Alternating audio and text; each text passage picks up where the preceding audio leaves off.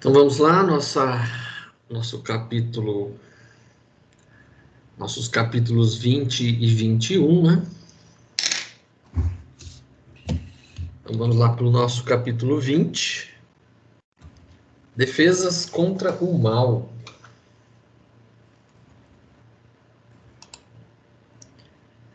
Comente com o grupo sobre a necessidade de defesa contra o mal no posto nosso lar.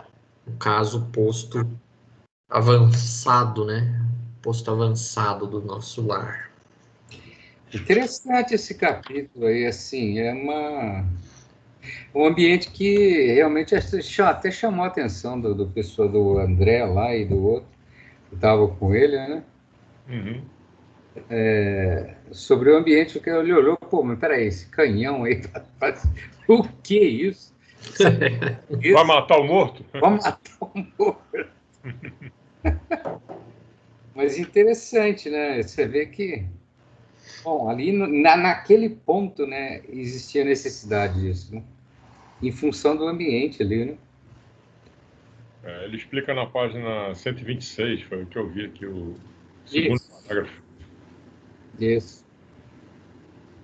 Naturalmente, não imaginavam necessárias tantas fortificações, né? Conforme veem, nossa bandeira é de concórdia e harmonia. No entanto, é imprescindível considerar que estamos em serviço, que precisaremos defender em qualquer circunstância.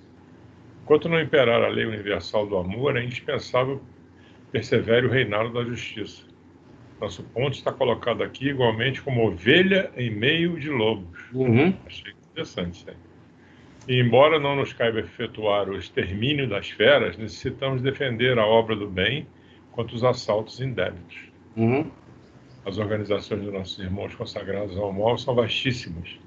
Não admitam a hipótese de serem todos eles ignorantes ou inconscientes. A maioria se constitui de perversos e criminosos, entidades verdadeiramente diabólicas. Não tenham disso qualquer dúvida. Ixi. Interessante, né? Os canhões, na verdade, serviam para afastar, né? Sim. Para assustar, né? Assustar, porque na realidade ele não estava ali para exterminar. É uma frase que ele fala aqui na frente: nós não estamos aqui para exterminar ninguém. Pelo contrário, né? Aqui no comecinho, se a gente lembrar nos capítulos anteriores, eles foram chamados a trabalhar ali na colônia, ali, né, no posto avançado, enquanto eles não desciam lá para a crosta. Uhum. Então eles, os dois, né, o André Luiz e o Vicente, iriam cooperar em alguma coisa ali que eles podiam naquele momento. Uhum. E aí eles passam por essas defesas, né? E aí fala aqui, né, no terceiro parágrafo desse capítulo, ele fala assim: impressionavam-me, sobretudo, as fortificações. Via a torre de mensagem, consagrada por certo ao serviço de resistência. O baluarte agudo elevando-se acima dos fossos que deixavam transbordar a água corrente. A torre de vigia esbelta e alterosa. Observei o caminho da ronda, a cisterna, as seteiras e em seguida as paliçadas e barbacãs, refletindo na complexidade de todo aquele aparelhamento defensivo. Uhum. Quer dizer, ali era praticamente um castelo medieval mesmo. Exatamente. Isso. Tinha um fosso com água, Isso. tinha as paliçadas, que era umas coisas feitas ali com madeira, né, com pontas para, vamos dizer assim, atrapalhar um pouco o avanço, né, Uhum. no caso, nas guerras medievais, para atrapalhar o avanço das tropas, né, terrestres. E os barbacãs, que era tipo uma muradazinha mais baixa, com as seteiras que ele fala aqui, que o povo atirava, né, as flechas nos inimigos, né? Uhum. Mas nesse caso aqui não era flecha, né? Flecha não ia fazer nada. Era tipo raios, né? Isso. E aí ele pergunta, e as armas? Identificava-lhes a presença na maquinaria instalada ao longo dos muros, copiando os pequenos canhões conhecidos na Terra. Uhum. Entretanto, vi com emoção no cume da torre de vigia a enorme bandeira de paz, muito alva, tremulando ao vento como um largo penacho de neve. Então, quer dizer, eles tinham a defesa, mas não era para atacar, era só realmente para se defender, para se manter ali naquele local, né?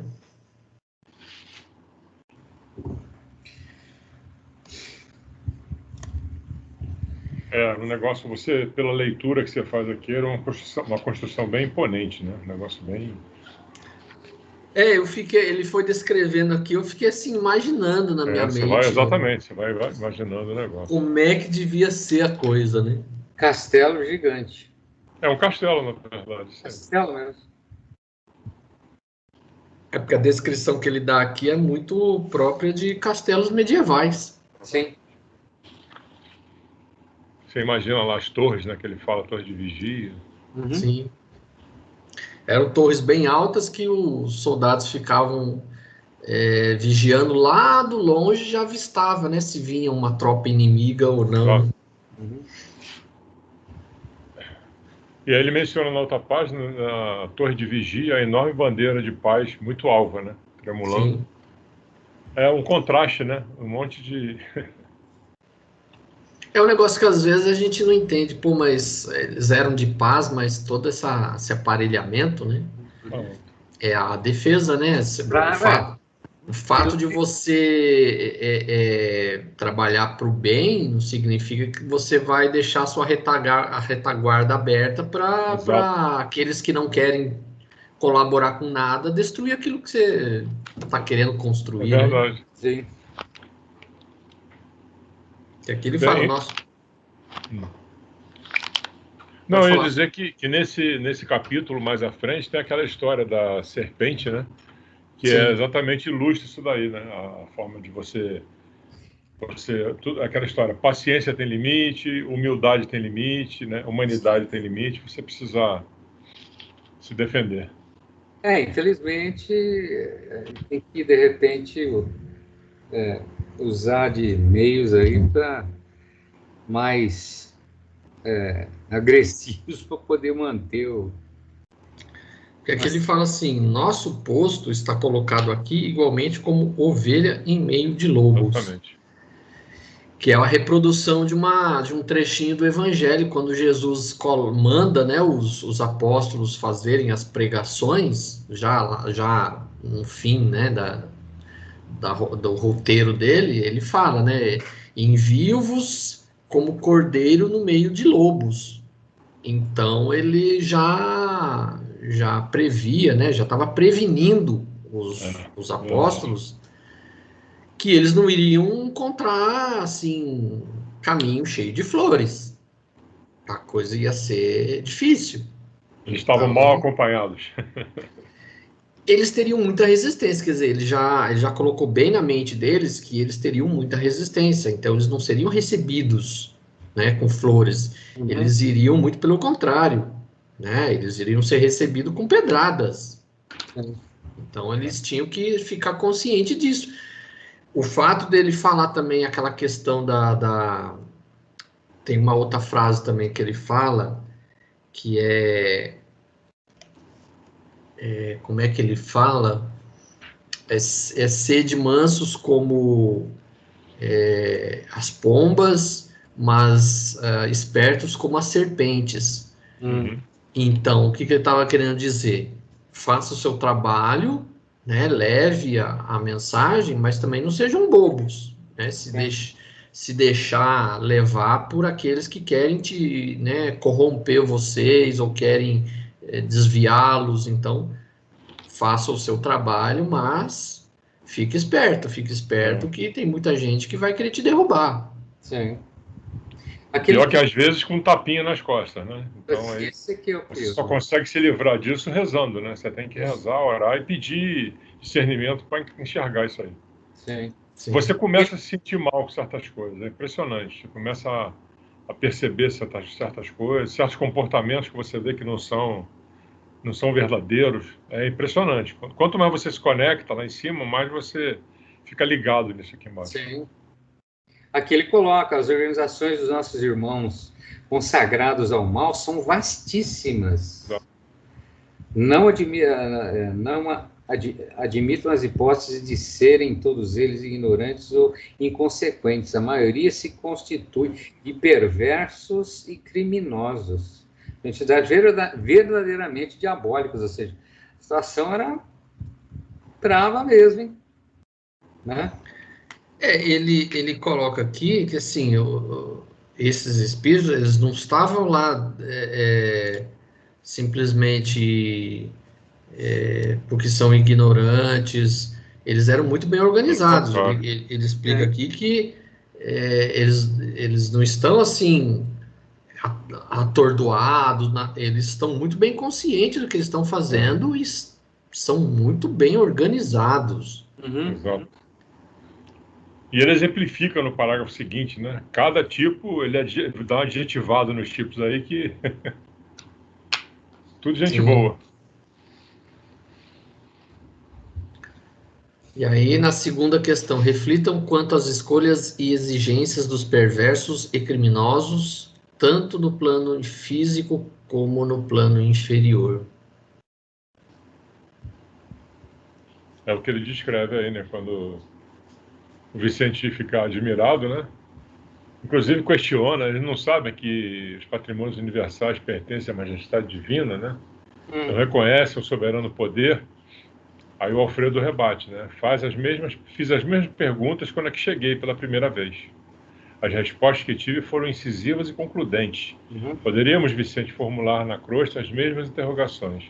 Os criminosos que fazem as vítimas de guerra, os exploradores de economia popular, os avarentos misérrimos, os sedentos de injustificado predomínio, os vaidosos cheios de fartuidade sabem tão bem quanto os nossos adversários daqui que tudo pertence a Deus, que o homem é simples usufrutuário dos divinos bens. Não ignoram que os antepassados foram chamados à verdade e a contas pela morte, e que eles seguirão os mesmos caminhos. Entretanto, atormentam-se na crosta como verdadeiros loucos, amontoando possibilidades para a ruína e abusando das oportunidades mais santas. É complicado, né? É um retrato do mundo de hoje, né? Você tem todos esses tipos aí, infelizmente. Como sempre teve, né? Na verdade sempre teve, né? E pelo jeito, bom, nesse ponto onde eles estão, evidentemente, que é muito próximo, vamos dizer, da crosta, porque o que eles falam em determinado ponto aqui, né? A semelhança com a crosta ainda é bastante grande, né? A gente precisa ver que você está falando de um ponto, né? Uma unidade lá como se fosse um hospital, né? Um local para receber esses espíritos, para ser atacado por esses espíritos.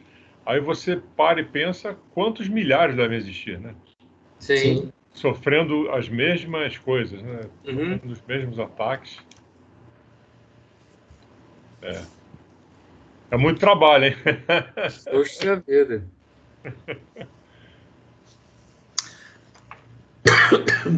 Digamos assim que trabalho não falta. Para quem estiver disposto a trabalhar, trabalho não falta. Nossa, deve ser realmente. Já pensou? Aí o André Luiz pergunta, acho que é o André Luiz, né, intrigado com as profundas observações, perguntei, mas como explicar as bases de semelhante atitude? Na Terra compreendemos certos enganos, mas aqui? Aqui? Até tu? Sim. Porque quando a gente tá encarnado, a gente tá mergulhado aqui nessa matéria e vamos dizer assim, você não tem essa amplitude de visão. Agora, quando você desencarna, você já tem uma amplitude maior de visão, que depende, obviamente, da sua condição espiritual.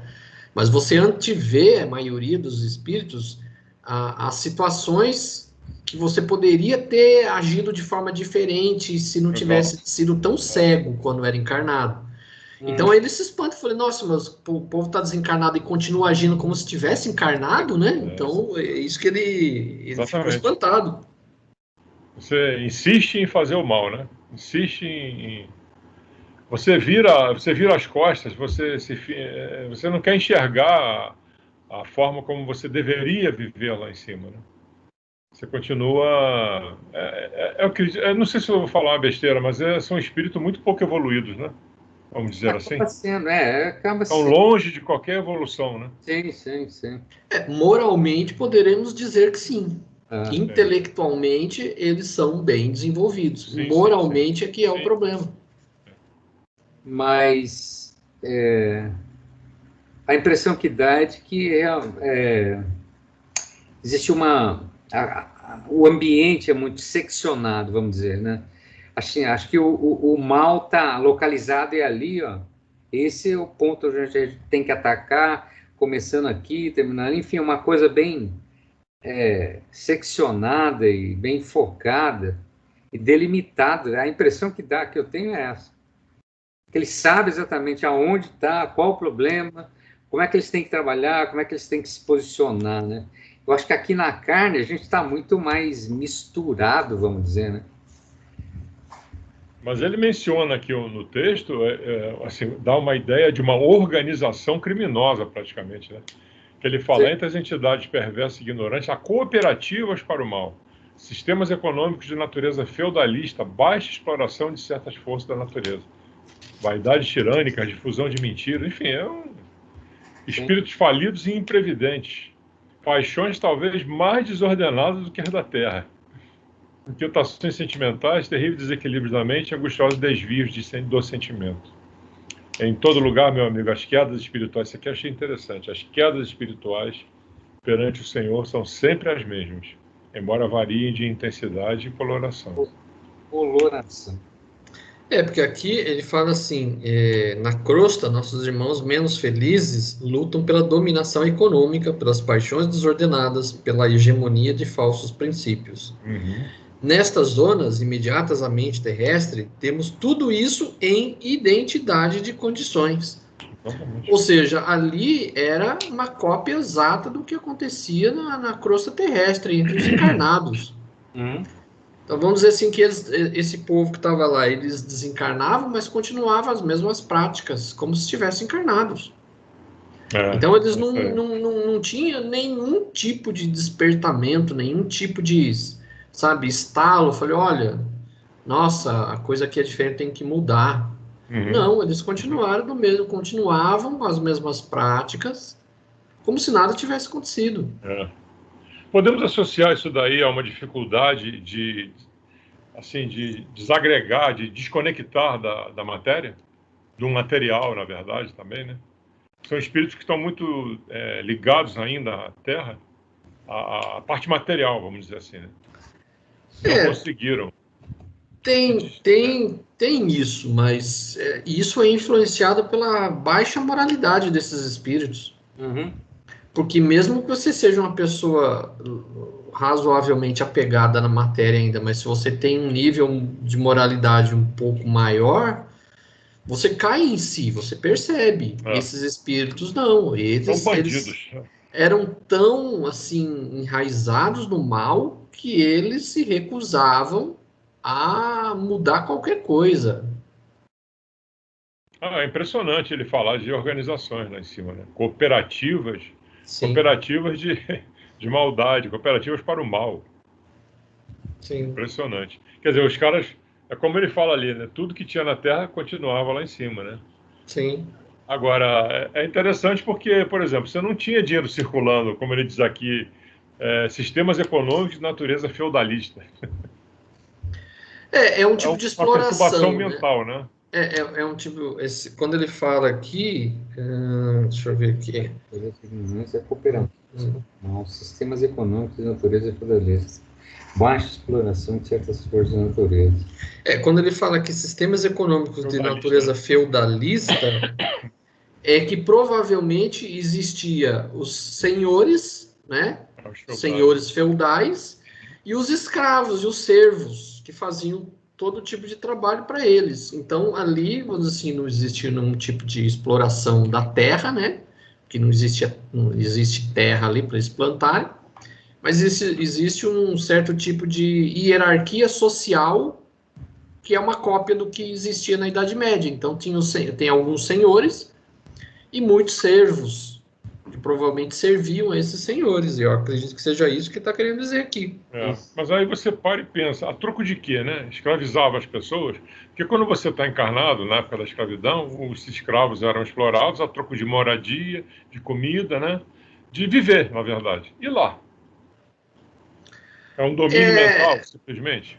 É uma boa pergunta essa, porque lá, vamos dizer, apesar de você estar ali ainda ligado a esse padrão exploratório que existe na Terra entre a situação escravista aí, né? Porque o senhor de escravo, quais eram os benefícios? Ele se beneficiava do trabalho escravo, né? Do sangue e suor do escravo, que trazia benefícios, comodidade para o dono da terra, né? Para o senhor de engenho lá, enfim.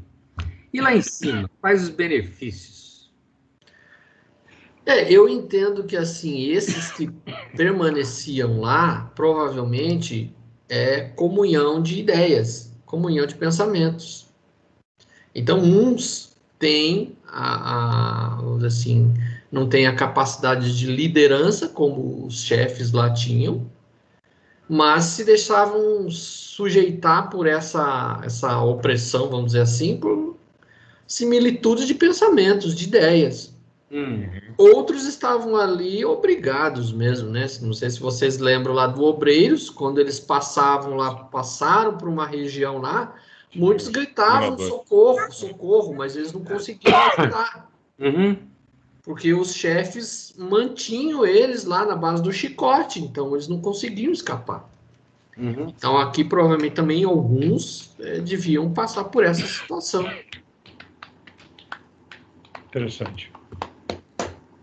Interessante como é que abre a sua visão, né, sobre uma coisa que eu nunca imaginei que pudesse acontecer isso lá do outro lado.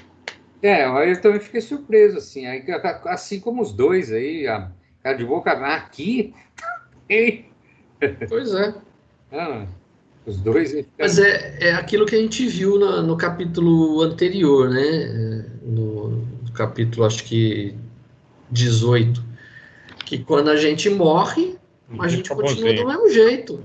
Essa é a verdade. A gente não muda, então as pessoas não mudam os seus hábitos, os seus vícios, a natureza do seu caráter continua o mesmo. Então lá ocorre a mesma coisa que acontece aqui na Terra, né?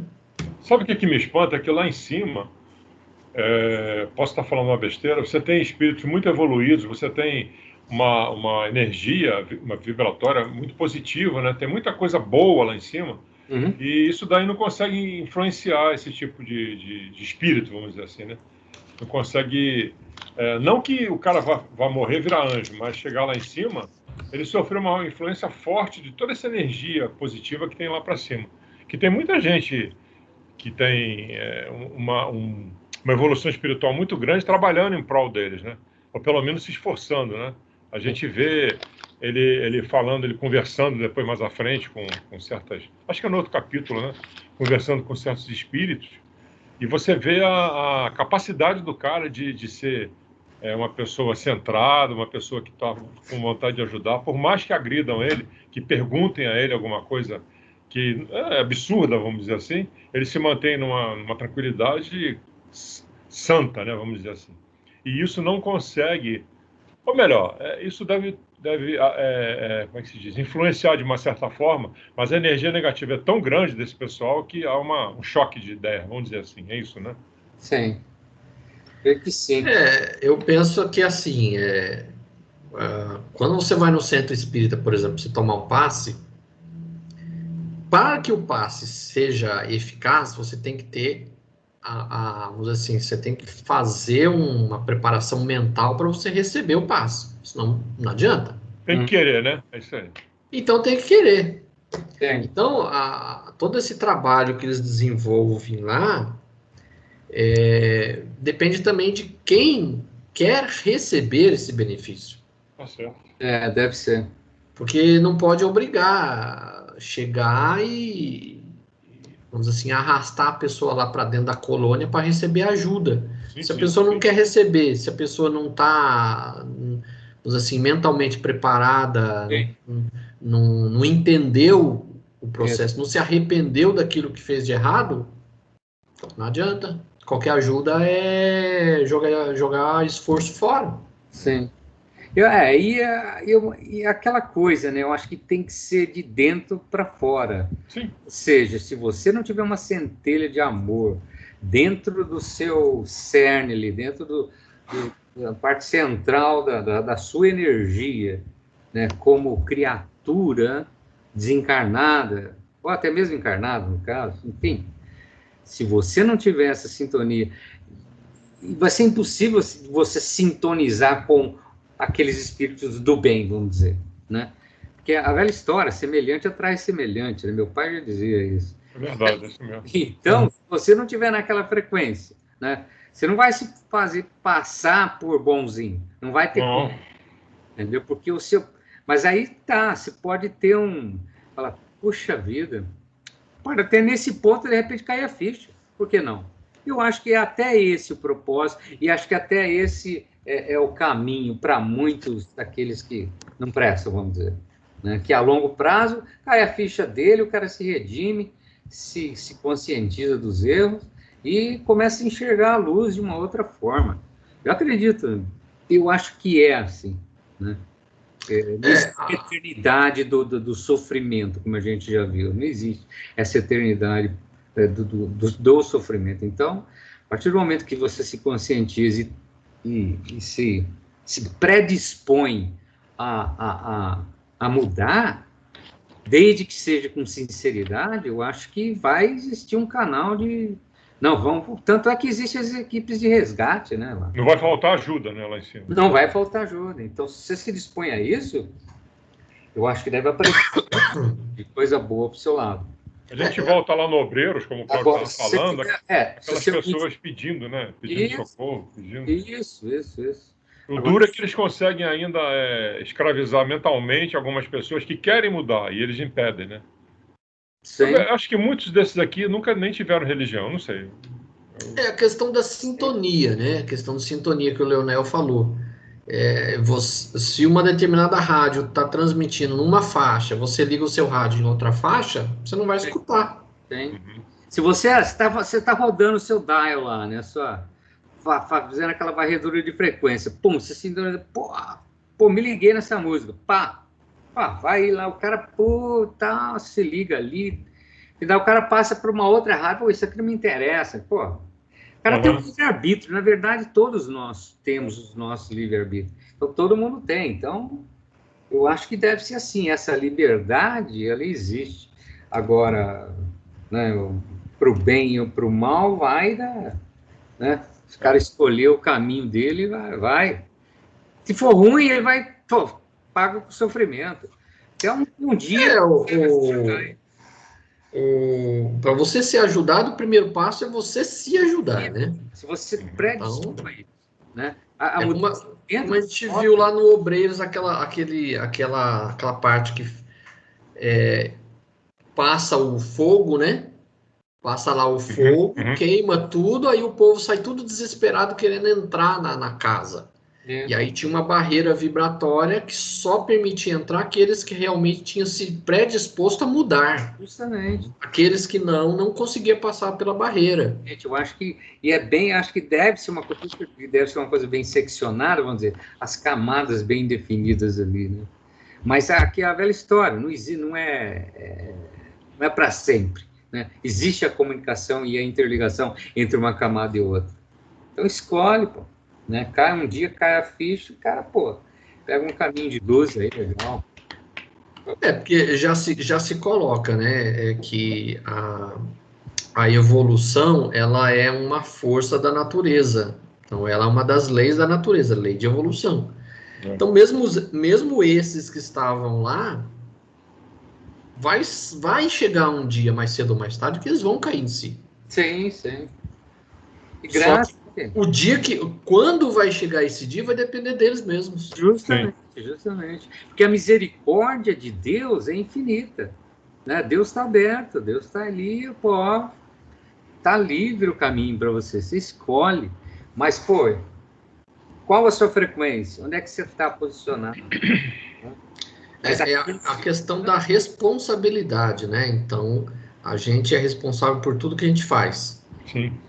Então, uma frase que está no livro O Céu e o Inferno é justamente isso: a misericórdia divina vamos dizer assim, ela é ampla, mas ela não é cega. Então, Sim. você tem chance de recuperar sempre, mas vai depender de você se conscientizar do que você faz. Sim, é de dentro para fora, não tem outro caminho.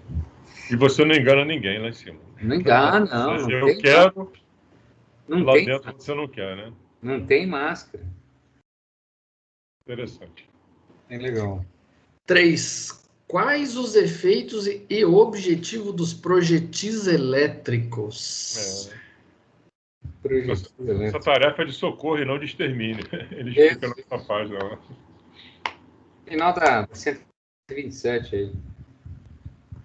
É que ele pergunta, né? Mas, e as armas? Ele viu os canhões, né? Falei, né? Acho que deve ter alguma utilidade esses canhões, né? E aí ele, acaso são utilizadas? Aí o Alfredo fala, como não? Pressuroso. Não temos balas de aço, mas temos projetis elétricos. Naturalmente, a ninguém atacaremos. Nossa tarefa é de socorro e não de extermínio. Uhum. Mesmo porque não tem como matar quem já está morto, né? O que fala aí, né? Mas ele fala, assustam terrivelmente, né? Respondeu ele sorrindo e, sobretudo, demonstra as possibilidades de uma defesa que ultrapassa a ofensiva. Sim. Aí alguém perguntou, é o Vicente ou é o André Luiz? Mas apenas assustam?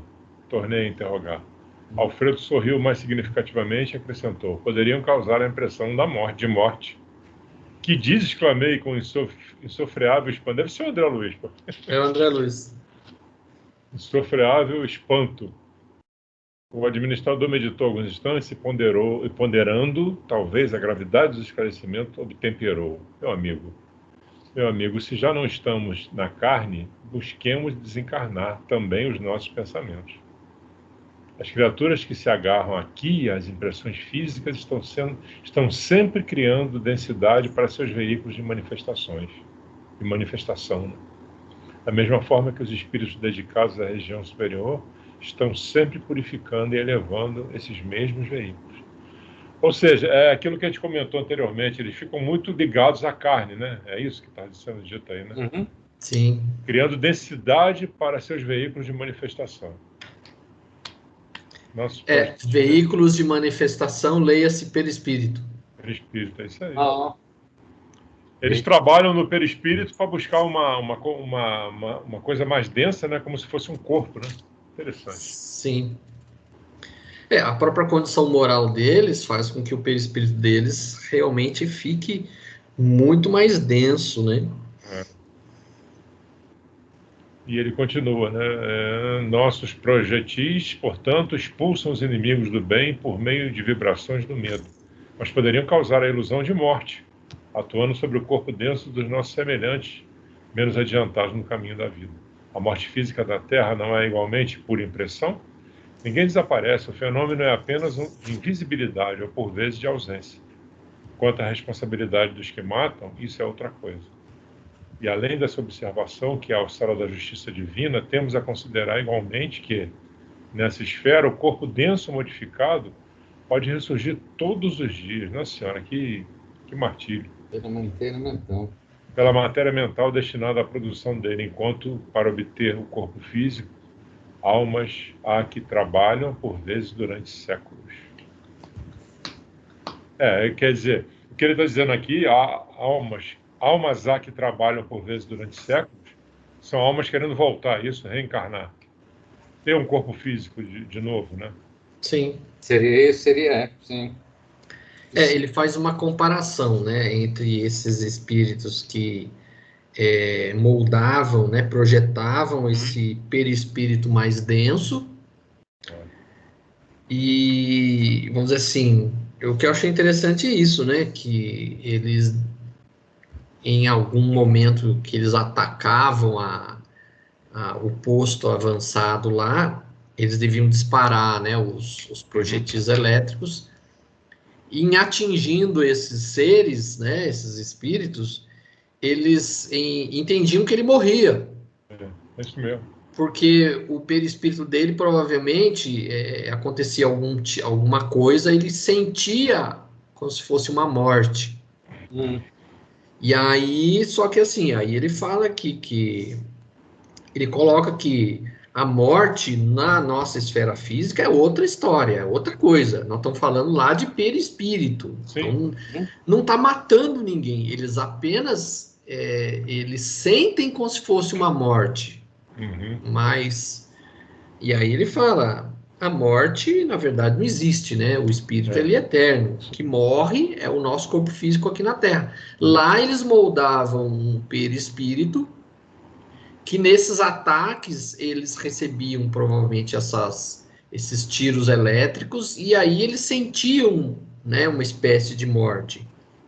E aí ele fala que nessa esfera, o corpo denso modificado pode ressurgir todos os dias, ou seja, eles morriam ali e daqui a pouco eles mesmo novamente mentalmente moldavam um outro corpo denso. Já pensou que martírio, cara? Para depois ir lá de novo tentar atacar a fortaleza. Deve ser isso mesmo. É como se fosse aqueles filmes de zumbi, né? De zumbi. O cara morre, mas não morre. E daqui a pouco ele tá de volta. É um zumbi perfeito, é isso aí. Você mata o zumbi, você pensa que ele morreu, daqui a pouco ele tá levantando, tá te atacando de novo. Mortos-vivos. Mortos-vivos. Agora, pelo que ele diz aqui, já foi comentado algumas vezes que o perispírito pode sofrer danos, né? E ele tem que se recuperar em hospitais. Nesse caso aqui, pelo jeito, não sofria danos, né? Porque não era o objetivo, né? Era uma impressão mental do cara de morte, mas não tinha dano no perispírito.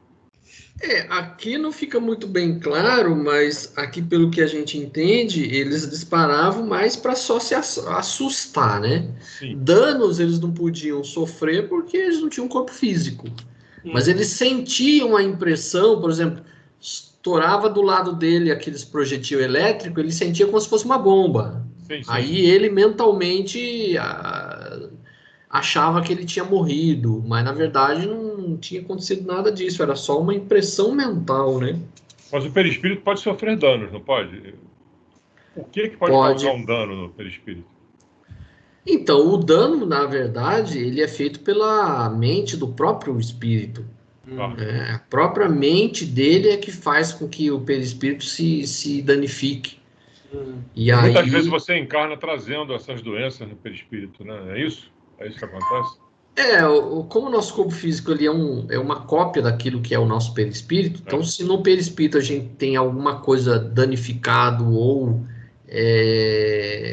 distorcido, alguma coisa assim, isso reflete no corpo físico. Então por isso que as pessoas muitas vezes nascem com defeitos físicos.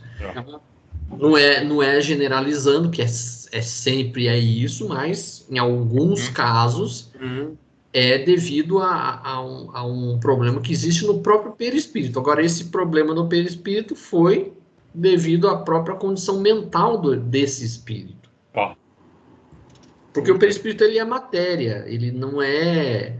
Ele também tem vamos dizer assim, ele tem uma densidade muito diferente do corpo físico de carne, mas ele também é matéria. Então ele pode ser danificado. Né? Certo. Perfeito. E aí, quando fala almas que trabalham por vezes durante séculos, quando a gente for estudar o próximo livro, que seria Missionários da Luz, ele trata dos trabalhos de reencarnação. O Obreiros da Vida Eterna é da desencarnação. Missionários da Luz é reencarnação. Então, é um processo que leva muito trabalho para ser feito uma reencarnação. Então, as pessoas que, por exemplo, cometem suicídio, né, as pessoas não sabem o trabalho que deu para aquele ser poder reencarnar. E ele acaba desperdiçando todo esse trabalho cometendo suicídio. Então, não é uma coisa simplesmente... A medicina entende que é uma coisa simplesmente biológica. Não é uma coisa simplesmente biológica. É a junção tanto da parte biológica quanto da parte espiritual. Quando a gente for estudar Missionários da Luz, vocês vão ver que o negócio é muito complicado, não é? Simplesmente o homem e a mulher, né, se juntam ali, pronto, fecundou, é coisa da matéria. Não é da matéria, tem muita parte espiritual envolvida. Aí o pessoal fala negócio de óvulos, né? Tem, às vezes, às vezes eu vejo assim, porque às vezes eu faço umas buscas na internet, né? Então o pessoal questiona, nossa, mas e aqueles óvulos congelados? O espírito fica congelado ali junto com o óvulo? Tem umas coisas Não, assim. na realidade, esses é só o óvulo em si que eles congelam, né? Não é o óvulo fecundado, não é o óvulo fecundado. Não, tem o óvulo que é congelado para depois a mulher usar. Ser fecundado. E tem embriões que já foram fecundados. Interessante. Que eles congelam e depois vão, vamos dizer assim, tem também o processo que é feito in vitro, né? De fecundação e depois introduz no útero para poder desenvolver. E a gente vê em vários casos, quase sempre, os processos de fecundação que é feito nessas clínicas, a mulher tem que fazer assim 4, 5, 6, 7 vezes o procedimento para finalmente um óvulo vingar. Então, isso mostra que não é um processo biológico puramente, né, só um processo biológico. No caso dos embriões fecundados, por exemplo, que eles congelam, né, que a pessoa pergunta, nossa, mas o espírito não fica congelado ali junto com... Não fica porque ali, até aquele momento, é apenas um processo biológico mesmo. Não tem nenhum espírito atrelado àquele óvulo fecundado. É o início de um corpo, né? Vamos dizer assim, né? Isso. Ali começou só a parte biológica. A parte espiritual não foi feita ali. Então, fica ali congelado. Quando introduz isso no útero da mulher, é que aí, se for o caso daquela pessoa realmente ter a gravidez, aí o processo espiritual que existe, que ninguém vê, é que aí é feito, e aí finalmente, né, para nós pobres mortais, né, para a ciência, finalmente o óvulo vingou. Não é que vingou, é que aí naquele caso houve um trabalho espiritual de vincular um espírito àquele embrião. Ao corpo, isso. Então, aqueles procedimentos anteriores que a mulher teve, que ela não conseguiu engravidar, é porque não foi feito esse trabalho espiritual de juntar o espírito com o embrião. E no instante que o corpo, será que instante isso acontece, que o espírito assume o corpo? Que instante será? Na fecundação ou no instante do nascimento? Na fecundação. Na fecundação já? Na fecundação já inicia o processo de ligação. Inicia o processo de ligação. Por isso que no espiritismo a gente encara que o aborto ele é um crime, porque já existe um espírito vinculado ali àquele embrião. Faz sentido. É correto. É interessante que às vezes a mulher fecunda, e quando, ela tenta, e quando há fecundação vem 5 de uma vez, 6. Acontece isso com muita frequência. Acontece. Se você está buscando, então tá bom, então toma, leva 5. Sim. É que aí, nesse caso, aí há a vinculação, né? A pessoa pediu e precisou daquilo, né? Vim 5 de uma vez, né? Mas muitas vezes acontece, colocado 5, 6 embriões, mas só um que fecunda. Só um que fecunda, Então, todo o trabalho. Mas isso a gente vai ver quando a gente for estudar os Missionários da Luz. Vou deixar mais para frente. 4. Sobre a lenda hindu da serpente e do santo. Reflita e faça uma analogia quanto às necessidades de defesa nos centros espíritas e na sua vida pessoal. Essa lenda é fantástica. A história é muito bacana. Também achei interessantíssimo. A necessidade da defesa, né? E aí, praticamente, emenda com a número 5, que é a fábula da serpente e do santo. Te trouxe alguma perspectiva quanto ao seu comportamento no futuro? Comente.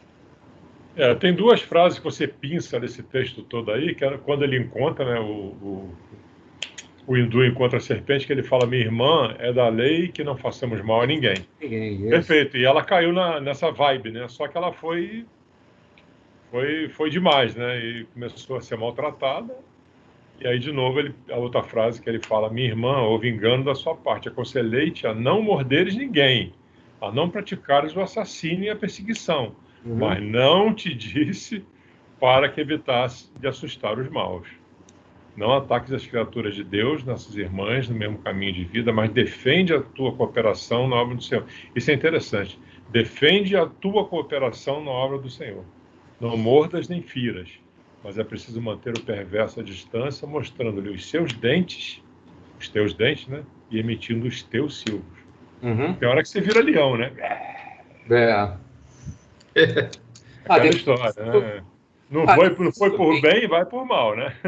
A defesa do bem, né? Que é mais ou menos a condição desse posto lá, né?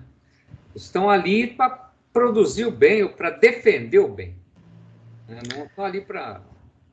tanto que no finalzinho ele ainda fala: creio que a fábula dispensa comentário, né? Então, justamente o que eles estavam fazendo é aquilo que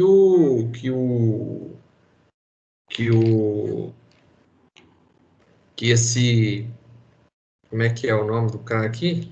O que está falando é o... Um A, né? Não. Serpente venenosa, um santo homem. Alfredo. Santo homem. Então, o trabalho que eles faziam lá era justamente, eles estavam fazendo o conselho que o santo homem tinha recomendado à serpente, ou seja, fazer o bem, mas não deixava de mostrar os seus dentes para os maus, né? Ou seja, procurava manter os maus à distância. Sim. Porque senão eles iriam destruir o posto. Se deixasse que eles entrassem, eles destruiriam tudo. Sim. É interessante que isso aí vai de encontro, um pouco de encontro, vai de encontro ao que Cristo fez, né? Bateram na cara dele e ele virou alta face. Mas ele era Jesus Cristo, né? É que no caso dele, vamos dizer assim... Eu estou falando do simbolismo do negócio, né? Você ofender, tá bom, continua. Vamos dizer assim, aqui o conselho é assim: você tem que fazer o bem, mas você tem que identificar quem quer atrapalhar o seu trabalho e não deixar que os outros atrapalhem o seu trabalho. Né? Então, o que Jesus fez foi justamente isso. Ele fez o trabalho dele, mas não deixou que os outros que queriam atrapalhar, né, realmente atrapalhassem o trabalho dele. Ele fez. Né? E mostrou isso para os seus discípulos. Ele falou, deixou bem claro, falou: olha, sejam mansos como pombas, mas espertos como as serpentes. Então, faz o seu trabalho, mas não deixa que os maus queiram destruir a sua obra. É isso que... Ele não se intimidou com a agressão, vamos dizer assim, né? Como a serpente fez. Exatamente. A serpente foi agredida e se escondeu. E ele não, ele falou: você quer bater, bate, mas eu vou continuar pregando, vou continuar salvando, vou continuar disseminando o amor e o bem, né? Então, sim. Perfeito. E aí a gente age assim no nosso dia a dia ou não? Ou a gente se esconde? Como diz Tianinha, a paciência tem limite. Ô, Alexandre, você não está errado, não. A paciência tem limite. Não, tem hora que a única alternativa é perder o controle, né? Assim que fala. A gente não deve se deixar abalar pelos que querem criticar e querem nos derrubar. A gente não pode deixar nos abalar, né? E a gente também não pode deixar que quem quer destruir o nosso trabalho consiga ter sucesso. É isso, enfim. Eu acho que eu estou blindado com relação a essa história de querer estremecer as suas...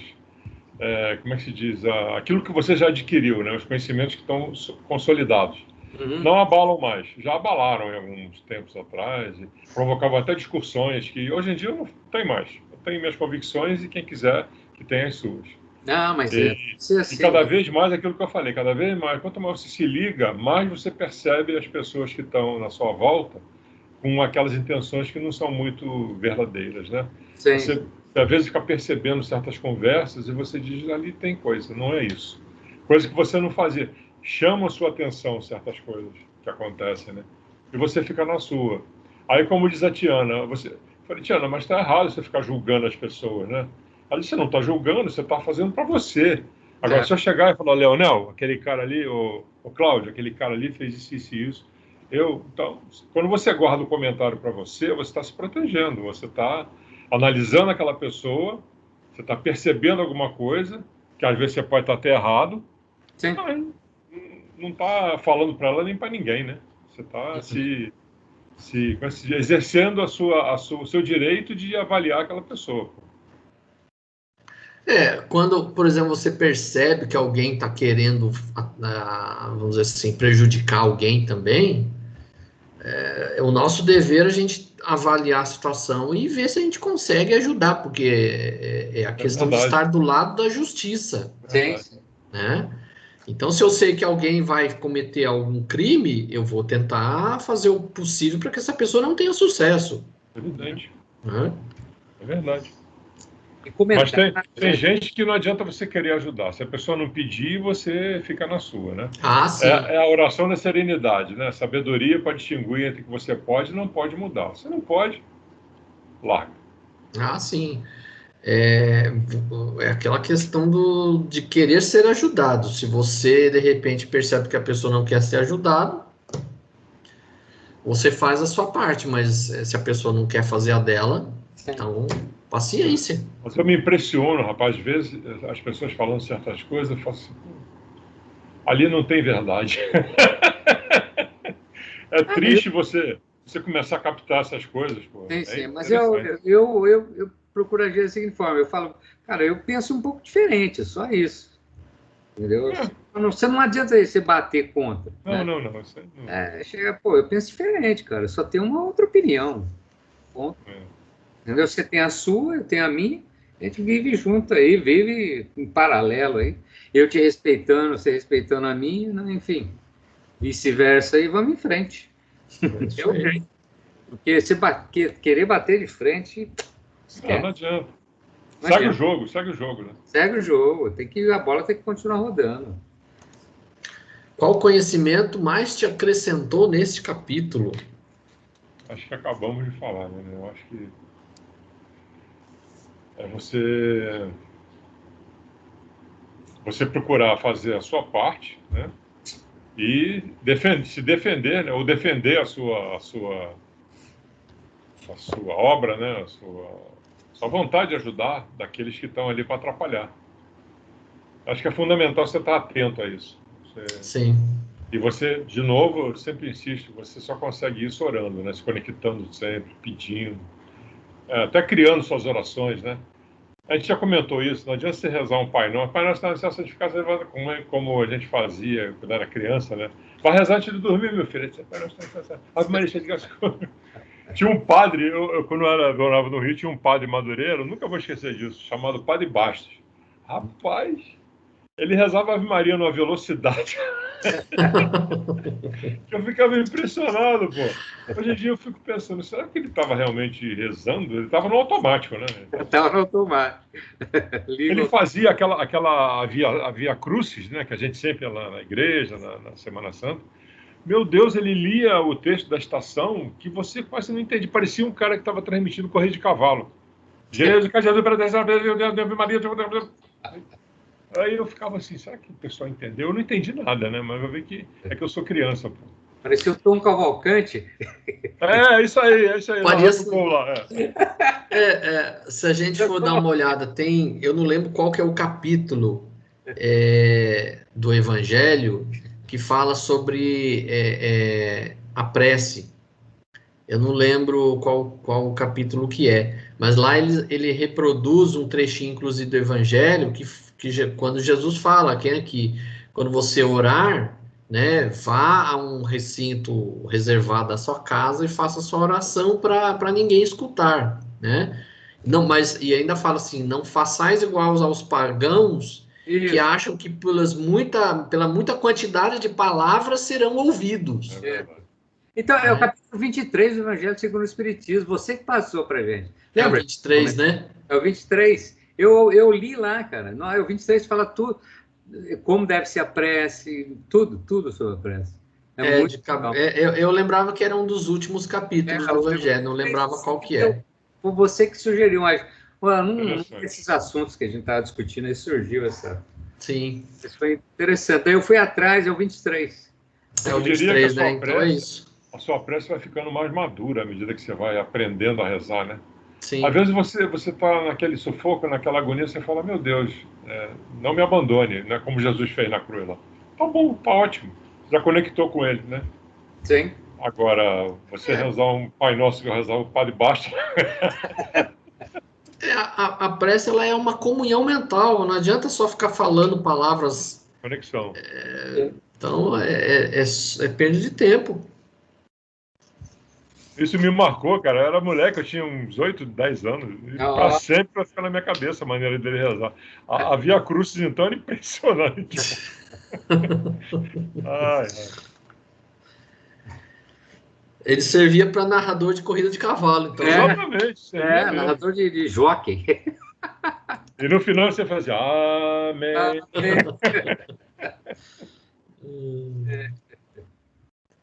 Então vamos lá, capítulo 21, Espíritos Dementados. Número 1. Numerosos servidores carregavam água, sopa e medicamentos para atender centenas de entidades que se reuniam em vasto albergue. Como estavam espiritualmente essas entidades? Estavam em petição de miséria, coitado. Foi interessante os caldeirões de sopa aqui que ele fala no começo. Né? Conduziam um grande botija d'água, caldeirões de sopa, vasos de substâncias medicamentosas em galeotas diversas. Quer dizer, teve um capítulo anterior que se falou que estava servindo a mesa, né? Espíritos que ainda comem, né? É o caso aqui também, né? Manda sopinha dos pobres lá. Porque eles deviam estar num estado tão materializado que eles necessitavam desse tipo de alimento que na verdade era só, vamos dizer assim, para atender a uma necessidade psicológica. O que será que tinha nessa sopa? É a pergunta que se faz. Pois é, boa pergunta, né? Como é que eles faziam isso, né? O André Luiz não entrou na cozinha, né? Para explicar para a gente os ingredientes. Não foi na cozinha. Não foi na cozinha? Será que tinha cozinha? É a pergunta também, né? O cara pegava numa fonte lá qualquer, tá aqui sua sopa. Pois é. E aí fica triste quando ele descreve mais alguns passos. Notei que centenas de entidades se reuniam em vastos albergues, olhos vagueantes e rostos sombrios, parecendo uma assembleia de loucos em manicômio de amplas proporções. Jesus Cristo. E aí entra, né, vários espíritos perturbados aí.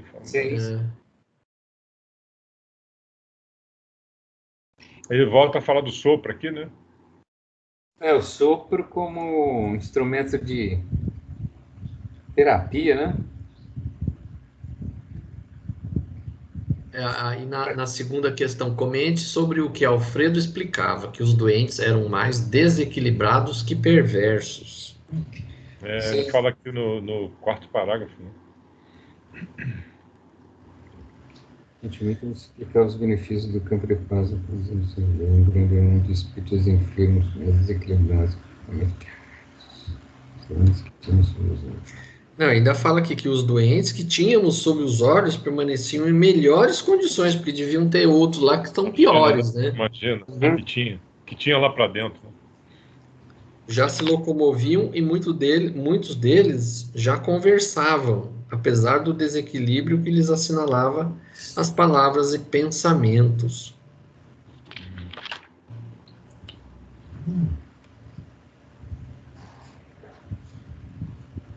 Porque ali o que dá a entender é assim, eles não eram maus. Eles estavam mais ainda assim um certo desequilíbrio mental mesmo, mas não eram perversos, né? Não estavam ali praticando, não estavam interessados em praticar o mal, era mais realmente um desequilíbrio mental. Verdade. Tem um texto mais à frente que ele descreve, nós vamos chegar lá depois. Ele descreve a intenção de cada um, que é um negócio fantástico, né? A pessoa Sim. se aproxima dele com uma pergunta, mas na verdade o cara está com... De novo, lá você não engana ninguém, né? A sua intenção é outra. Aí para a gente chegar lá, então tem a terceira questão. Alguns desses doentes cobravam de Alfredo sobre suas petições. Isso. Como Alfredo se retratava a eles. Quer dizer, eu li aqui, tem três personagens, né? Três petições, né? Exatamente. O primeiro era um velho de barbas muito alvas. Estou aguardando o resultado da minha petição, em que ficamos quanto às minhas... Cara, como ficamos quanto às minhas terras e os escravos. Ou seja, ele estava pedindo lá, a petição dele era reivindicar lá as terras dele e os escravos. Mas é o que eu estava ouvindo lá, daquele André Luiz, lá naquela... Ele descreve o livro, ele falou que esses espíritos... esse livro foi escrito na época da guerra, certo? Por volta da década de 40. E esse cara, esse personagem aqui, requerendo escravo, e a escravidão no Brasil foi o quê? Foi no final do século XIX, 1800 e alguma coisa? 1800 e alguma coisa, exatamente. 1888. 1888, até final do século XIX, no meio do século XX, Segunda Guerra, uns 50 e poucos anos. Foi o tempo que esse cara, que ele descreve que esses 50 e poucos anos aí, entre o fim da escravidão e o início da Segunda Guerra, foi o tempo que esse espírito ficou, vamos dizer, preso ali, né, nesse processo de umbralino, vamos dizer, né? Sim. E daí ele chegar nessa época, ou seja, lá no meio do século XX, tá reivindicando as terras dele, ou seja, ele estava atrasado, ainda estava preso lá atrás, há 50 anos atrás. Porque para ele estar falando sobre os escravos, Escravos. ele é da época do Império ainda. Sim. Ele desencarnou ainda, o Brasil ainda era Império, então há no mínimo os 55 anos que ele estava ali. Isso. Porque se a abolição foi em 1888, estávamos ali por volta de 1940, então é para lá de 50 anos a mais que ele já estava desencarnado e ele ainda não tinha desligado, né? Ele não tinha se ligado que a coisa, né? Que o trem andou bastante. Ele disse que pagou bom preço aqui pelo escravo. Acabar ao Carmo Garcia, né? Principalmente porque assim, a partir mais ou menos da meados do século XIX, de fato o tráfico negreiro foi proibido. Então, dessa época até a abolição, a quantidade de escravos começou a diminuir. Então, o preço devia ser alto para adquirir escravo depois desse período. Estava ficando escasso, né? Que estava ficando limitado, né, o acesso a novos escravos, então só conseguia passar alguns clandestinos, então o fluxo de escravo diminuiu muito. Então devia ser caro para comprar um escravo lá no final do século XIX, antes da abolição. Esse velhinho era o Malaquias, que ele chama logo na frente ali o nome dele. Isso, Malaquias. Isso, Eu volto para casa, né? Quando é que eu volto para casa? Que creio que esteja o Senhor ciente da necessidade de eu voltar para o seio dos meus. Espero-me, minha mulher e os filhos. Aí ele dá um jeitinho, né, de engabelar o Malaquias, né? Sua saúde não permite o regresso, né? Isso aí. Isso. Por isso que eu comentei aquela hora. Ele está sempre dando uma maciada no negócio, né? Eles não conhecem o que é perder a paciência. A verdade é essa. Sim. Eles não perdem a paciência. É a compreensão do estado mental desses espíritos, né? Ainda um pouco ligado demais à matéria e um pouco desequilibrado ainda. Então, eles têm que ter paciência e compreensão com o estado de cada um, né? E aí ele fala que primeiramente a saúde, Malaquias. Não esqueça a saúde. Como diz aquela frase, saúde em primeiro lugar, o resto corre atrás, né? Verdade, é isso mesmo. Aí ele fala que reconheço as suas observações, são justas. Mas meus filhos não se movem sem mim. São preguiçosos, necessitam da minha presença. Coitado.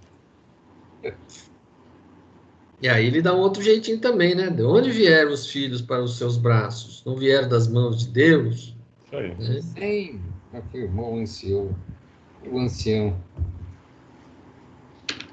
Pois é isso, Malaquias. Chegam instantes na vida em que precisamos devolver a Deus o que a ele pertence.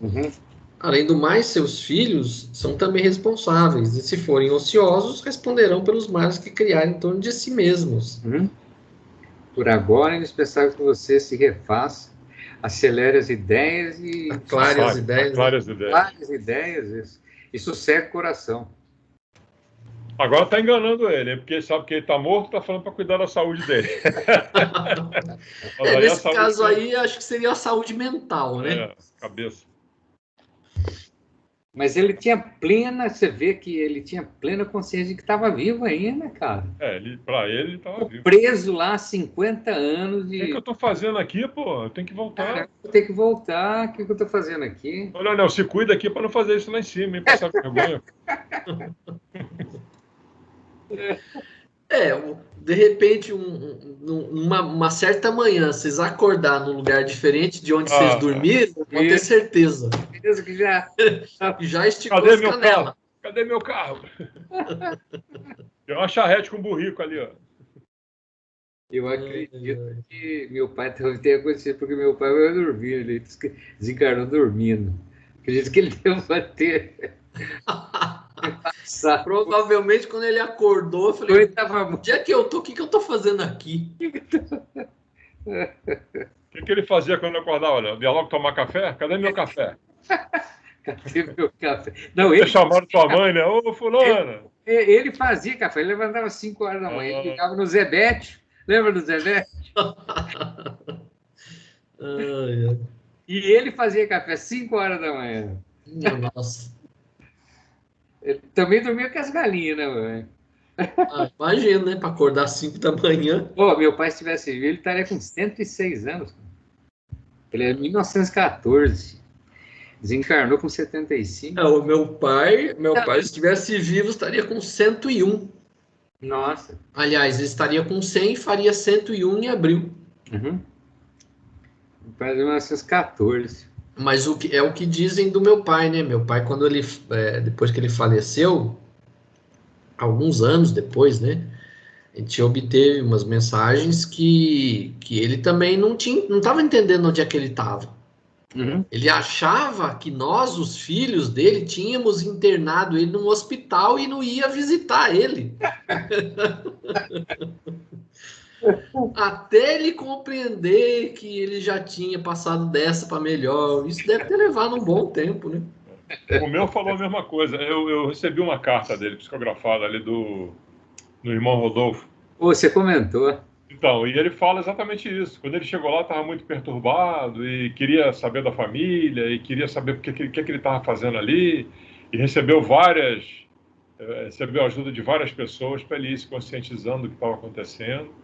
E ele foi se conformando, né? E mesmo assim, sempre ligado na família, né? É impressionante como é que se diz? O texto da carta, parece que é ele que está falando. Um negócio muito legal. A carta eu recebi 5 anos depois que ele faleceu. Mas acontece, muitos acontece isso, né? Você não tem nenhuma consciência que existe vida após a morte. E olha que meu pai lia muito dos romances espíritas da minha mãe, viu?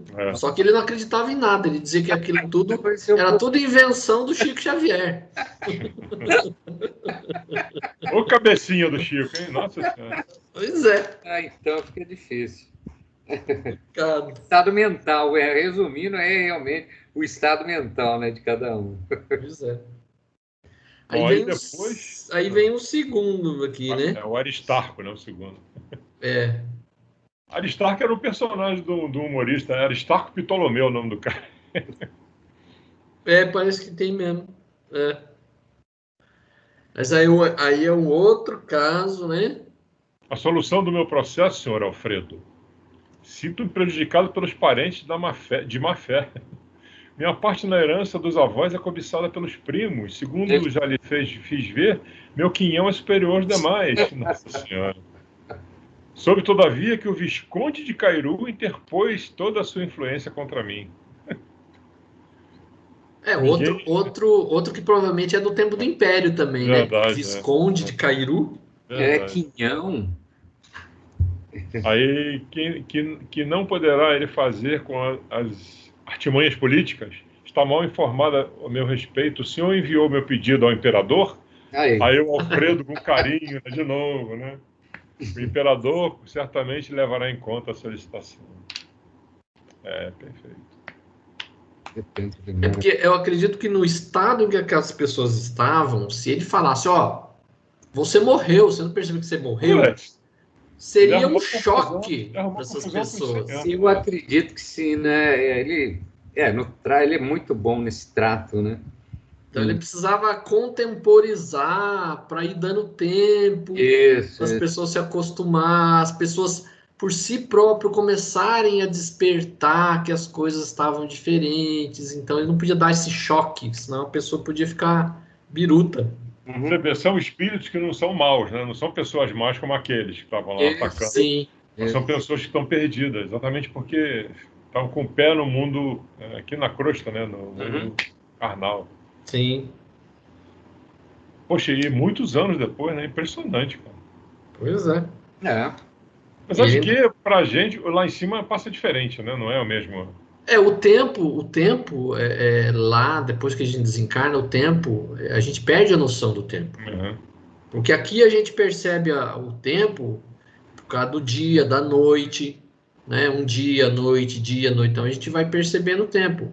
Mas já foi, inclusive, feito experiências com pessoas que eram isoladas no local fechado e a pessoa não via nascer do sol. Depois, assim, passou um tempo, a pessoa só recebia alimentação e tudo mais, mas não via nada, não tinha acesso à televisão, internet, não tinha acesso a nada que pudesse ver se era dia, se era noite. Depois de vários dias que a pessoa abria o local que a pessoa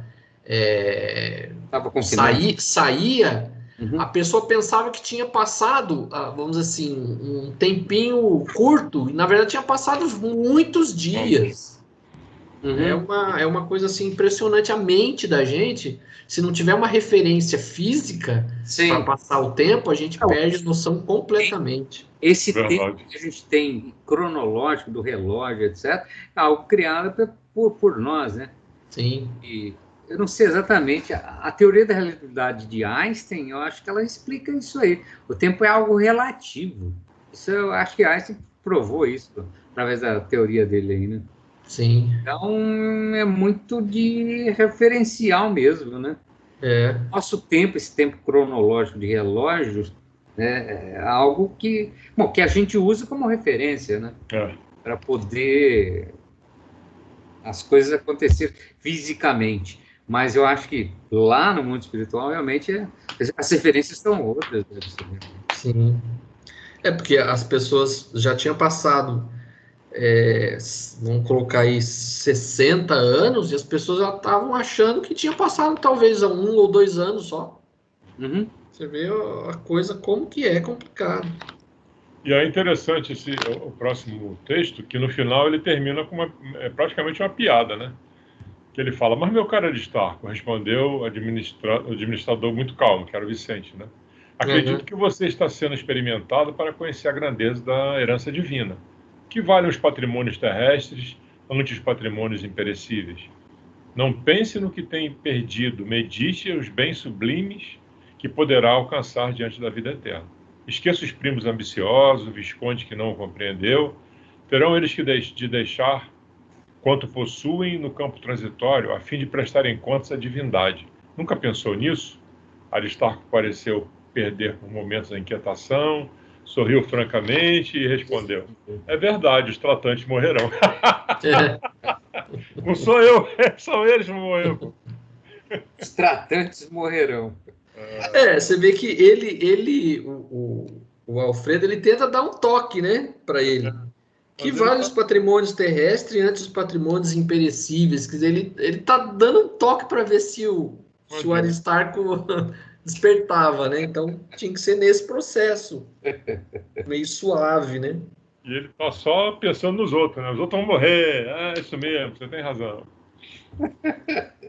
E ele nem respira, lá vem a mulher, né, agora. A mulher é meio... Acho que dos 3 casos, a mulher foi o pior, hein? Não, e essa daí não aparece o nome, né? No final remata com a infeliz, né? Ela fala assim: meu marido, senhor Alfredo, peço-lhe não me retenha aqui. Meu marido é nosso próprio adversário. Prometeu perseguir as filhas tão logo me ausentasse de casa. Aqui permanecendo, estou certa de que ele nos dissipará os bens, desmoralizar-nos-á o nome. Por favor, autorize o meu regresso. Então é outro também que não tinha sido tocado, que já tinha batido as botas. E ela desencarnou tentando matar o marido, não foi isso? Exatamente. Envenenar o marido. Ia ficar com o dinheiro dele, alguma coisa. Mas aqui no finalzinho fala assim: a infeliz não sorriu como os outros. Porque os outros 2, o Alfredo, né, foi dando uns toquezinhos, eles, né, ficaram mais aliviados, mas a mulher não. Ela adiantou, ele apelou, mas não adiantou. Fechando-se em sombria catadura, afastou-se pesadamente, olhos fulgurantes de cólera, como se a mente estivesse cravada muito longe, incapaz de qualquer compreensão. Aí apareceu mais gente, não posso atender a todos no momento, depois de amanhã serão recebidos para explicações. E aí, nesse parágrafo que eu achei interessante, ele falar da intenção, né? Que é a questão número 4. Alfredo comenta que no círculo carnal seriam todos absolutamente normais. No entanto, ali eram verdadeiros loucos. Por quê? Ele vai no círculo carnal, seriam todos absolutamente normais. No entanto, é que são verdadeiros loucos. São desencarnados que por muito tempo se agarraram aos problemas inferiores. Reclamam providência sem falar no ensejo de iluminação que menosprezaram. Acusam os outros sem relacionarem os próprios erros. Procurei ouvi-los para lhes dar uma ideia do nosso trabalho, no setor dos que se desequilibram mentalmente pelo excesso de centralização em propósitos inferiores, matéria, né? Aí, mas ele acrescenta, aqui que eu achei legal, não é crime interessar-se alguém pelas atividades rurais, pela recepção de uma herança, pelo bem-estar da família. Mas, no fundo, o velhinho que reclama terras de escravos nunca pensou senão em tirania no campo. O cavalheiro que aguarda a herança deseja lesar os primos. E a senhora que se revelou tão interessada pelo ambiente doméstico, como disse o Leonel, desencarnou quando pretendia envenenar o marido. Eu lembro dessa frase. Acordaram ao longo do ano na inconsciência e de longo sono na inconsciência e julgam-se ainda encarnados, supondo igualmente que podem dissimular as pretensões criminosas. Novamente, né? Você não engana ninguém. Né? Esquece. É o que ele fala aqui, né? Conheço-lhes os processos um a um. Então, os 3 pareceram ser boa gente, né? Exatamente. E no fundo, as intenções eram outras. Acordar de novo, sono. Nem consciência do pensamento encarnado. Você vê que esposa, hein? A mulher queria envenenar o marido, hein? Desencarnou tentando envenenar o marido. A ver que ela teve um infarto. Tava lá dando veneno pro cara. Hein? Ou então se enganou e bebeu, né? Provavelmente, né? Provavelmente já trocou os copos e acabou pegando o copo errado. Pior que nem se tocou disso, né? Nem se tocou. Né? Pois é, esse que é o engraçado, né? Os 3 se achavam vivos, né? E achavam que estavam em algum lugar e queriam voltar para casa, os 3, né? 5. Como essas entidades chegam até o posto e em que condições? Ele fala aí logo em seguida, né? Lá no finalzinho, Porém, Aí, em pior estado, né? É isso?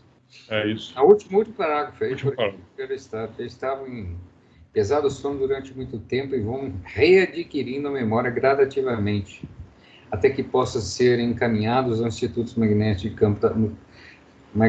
de campo da paz, a fim de receberem os maiores auxílios e necessários esclarecimentos. Então, eles estavam realmente... porque depois desses 3 casos aí que ele presenciou, né? Aí ele fala, eu estava assombrado. Expressando minha profunda admiração, perguntei, esses doentes demoram-se aqui? Como alcançar o posto? Né? Então, eles foram recolhidos. Quer dizer, se eles foram recolhidos, é que eles estavam em condições de serem auxiliados, né? Como é falado anteriormente. Eles não eram perversos. Eles só estavam desequilibrados. Sim. Verdade. Não tinham consciência do que estava acontecendo. Qual a principal mensagem aprendida neste capítulo?